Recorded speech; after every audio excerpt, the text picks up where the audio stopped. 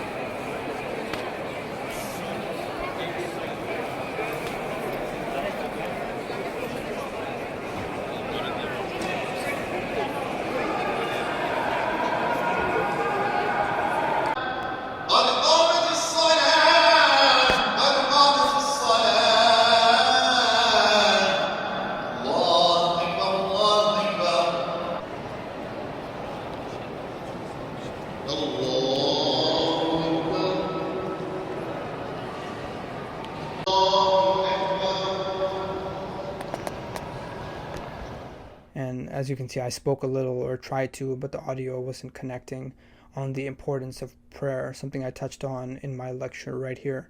The positioning of Salat, dispersed 5 times a day, is a psychospiritual and behavioral anchor for the life of the Muslim. And I used to hear this all the time from Islamic school and my parents, that if you position your day centered around the 5 daily prayers instead of how we usually do it the other way around, right? You're living your life and you're just trying to cram in the prayers. If you even think of doing them, your life will be made much easier. You'll be living mindfully of the next life, the afterlife. The Lord of all the worlds, and only the mistakes. Bismillahirrahmanirrahim. Alhamdulillahi Rabbil Alameen. Ar-Rahmanir-Rahim. Maliki Yawmiddin. Going forward in our chronological history, the Ottomans were eventually disbanded due to a number of reasons. The Young Turk movement and the World War I defeat, along with the other Central Powers being the foremost. You also had the Arab Revolt, supported by the British Empire, as shown most famously in the film Lawrence of Arabia, and I'm showing some clips right here. This led to a loss of most of the land, which was once the Ottoman Empire, and a rise of Arab nationalism. And you also had other wars happening on the Eastern Front in the Balkans, for example. Finally, the Turkish War of Independence, helmed by Mustafa Kemal, known affectionately as Ataturk. Again, this war isn't without its own controversy, mostly in accordance with the perceived genocide of the Armenians, which is disputed by many Turks as normal casualties of war. Ankara is the capital of Turkey, and it is the second city that we visited. It had the most local vibe, I would say, of the 5 different cities that we went to, in that there weren't many tourists walking around and minimal English spoken. I love this view from the Ankara castle of the entire city, and this castle was once occupied by the Romans and Seljuks, and then the Byzantines and the Ottomans. Because of its strategic position, you can see the entire city. And you can stroll down from the castle towards the city, past these quaint little markets. We bought some souvenirs, had some ice cream. We also visited the Atakabir, which is the mausoleum for Ataturk, and the place had the full force of Turkish patriotism on display. It reminded me of visiting the Pakistani monument, something that I'm showing right here in Islamabad, honoring the founding of Pakistan. The memorialization of Ataturk reminded me of Quaid Azam, or Muhammad Ali Jinnah, the father of Pakistan. I pray to God that this critical moment He may guide us and enable us to discharge our responsibility in a wise and statesmanlike manner. And it's interesting, the prestige of Ataturk, because we went to some clothing stores around Turkey, like the equivalent of Gap or Macy's, something like that, and alongside the Nirvana, Chicago Bulls, Space Jam graphic tees, you see Ataturk, and you see like these young people wearing these graphic tees of Ataturk. It goes even further in his legacy, in his symbolization, in the collective conscious of the Turkish people. Anyways, this place, this mausoleum, the resting site of Mustafa Kemal, has lots of history on the life of Ataturk, his childhood. It even has this expansive library that you can walk through. The struggles during the War for Independence, the notable generals and other persons, each with their own statues, who helped contribute to the founding of the Turkish Republic, and the Turkish reforms, including the alphabet reform, which was a move away from Arabic. And the Ottoman Empire used Arabic as its main language of usage, and they moved to more, using more European-style letters.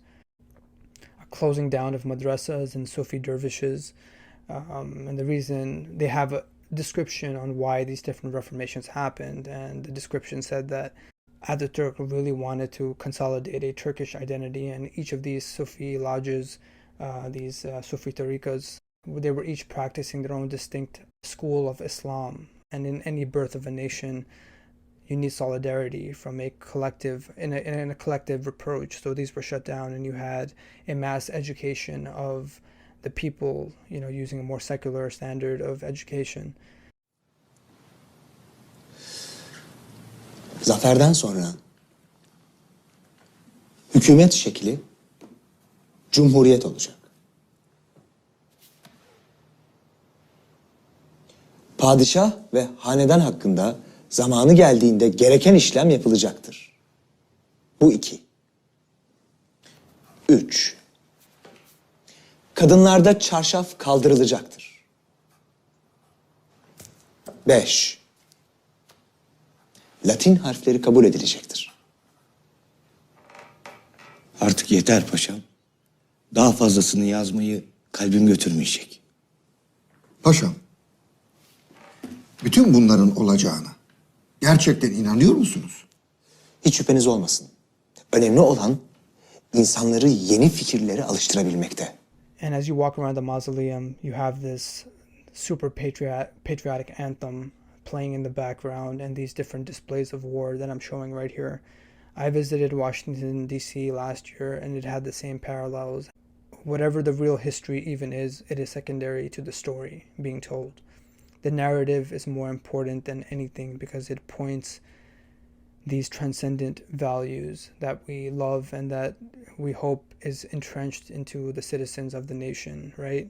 Victory in defeat, perseverance, a coming together, a reawakening of the masses, a great man, right? Ataturk in this case, but in Washington, D.C., you see George Washington, Lincoln Memorial, for example, right? A collective identity, a hope in the fabric of the nation despite anything. You see these young guards training in the infantry. They're walking around the mausoleum, for example. They're standing guard. And again, it reminded me of what the line is between nationalism and a pride in one's nation, because it's an active conversation each country is having. Like you can see that lots of the cultural war happening right now between, the right side of the political spectrum, the left side, points towards this conversation, right? America, love it or leave it. One side wants a return to what the country once was and the values which carried us forward, and another wants us to recognize the ideal of what we can be that we never achieved. It reminds me, I saw No Country for Old Men, one of my favorite movies of all time, on the airplane ride back, and it had this great scene between these two characters right here. It's all the goddamn money, Ed Tom. Money and the drugs. It's just goddamn beyond everything. What's it mean? What's it leading to? If you'd have told me 20 years ago I'd see children walking the streets of our Texas towns with green hair, bones in their noses. I just flat out wouldn't have believed you. Signs and wonders. But I think once you quit hearing sir and ma'am, the rest is soon to follow. Oh, it's the tide. It's the dismal tide. It is not the one thing. Not the one thing. In closing off, just some general things that stood out for me on this trip. Firstly, if you love cats, Istanbul is the city for you. I couldn't even record the amount of interactions I had with felines. They are so friendly and just come up to you because, the locals do a great job of feeding and taking care of the animals. Like, here's a cat that I've recorded inside the Sultan Ahmet Masjid, just waiting to be pet, Secondly, shout out to this channel right here, Berry Trips Istanbul, which helped before I went on the trip with some logistical and practical stuff, such as the best places to convert US currency and using BitTaxi to avoid high-priced cab fees. And I have to give a shout out to this channel because there's so many insufferable tour vlogs of people visiting different countries, and it drove me crazy watching it. But this is a good channel. She's not getting into people's faces and things like that. She's just talking about her experiences living in Istanbul. Thirdly, shout out to Ali Baba restaurant located in the Taksim area, and the awesome YouTube channel by Ali highlighting being a Pakistani in Turkey. He wants to be a filmmaker, so I just want to give a shout out to him and his channel. And to be honest, for us, my wife and I, two Pakistanis, Turkish food, which has its own unique taste, did not really meld with our Desi taste buds. So we ended up going to mostly Pakistani or Indian Desi type restaurants or Burger King, McDonald's. The food is incredible in Turkey, but for us, we like spice. We like a variety of different dishes, whereas Turkish food is just very, I don't want to use the term bland, but it's very strong. I remember in Ankara, I was looking for sushi, and I ended up finding this kofta sushi place, and it was just like beef paste, wrapped up in this bread, and I was just like, wow, this isn't like any sushi that I ever had before. Interesting, but not for me. And fourthly, I just want to show some more videos on masjids around the city. Here's one at the Istanbul airport.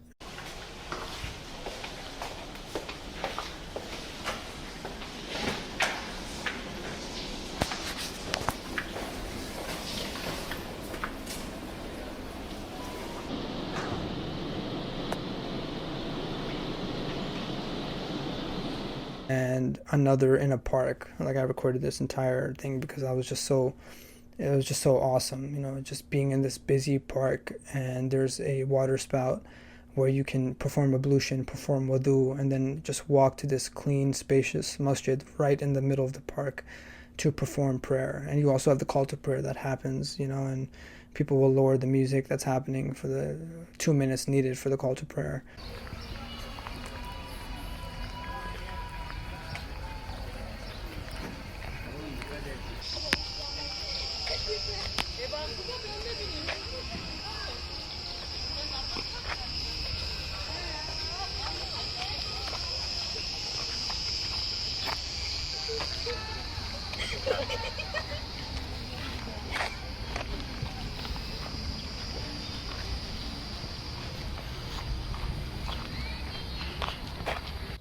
Lastly, this trip would be incomplete without the real reason I went to Turkey. It wasn't for just a personal whim to go there. It was to connect with my wife, my wife who lives on the other side of the world right now. It's not easy being in a long-distance relationship, and Turkey will always have a special place in our hearts because it made it that much easier. We spent our 6-month anniversary flying in a hot air balloon in Cappadocia, and the memories of being with her through all of these different moments that I'm showing right here is eternal. And shout out to her videography skills. Most of these videos that I'm showing come from her documentation. And yes, there's a reason that we chose Turkey. Firstly, because it is a Muslim country, and we felt more comfortable being around our faith and a culture that is closer in proximity to ours than if we visited Nicaragua, for example, which I would love to go to Nicaragua. But it's also different in many ways. Turkey Turkish identity. Turkish people are very strong, beautiful people. We didn't have any single negative interaction at all. You have the usual people trying to hustle you, but I understand, dude. We grew up in New York, and I've been to Pakistan. Like, that's gonna happen, But all throughout, you have people who are trying to help you. People who are very humble, people who are proud of who they are. Even learning a few Turkish words goes a very long way. And if I may end with a quote from the Quran. O mankind, indeed we have created you from male and female and made you peoples and tribes and of different colors that you may know one another. Indeed, the most noble of you in the sight of Allah is the most righteous of you, and indeed Allah is knowing and all aware. So with that, thank you so much. Turkey, now it's called Turkiye. They actually changed the name. This is one of the most meaningful experiences of my life. I feel a very close connection with the Turkish people, and I hope our two nations, even the U.S., but Turkey and Pakistan can continue to consolidate and have a healthy, vibrant relationship.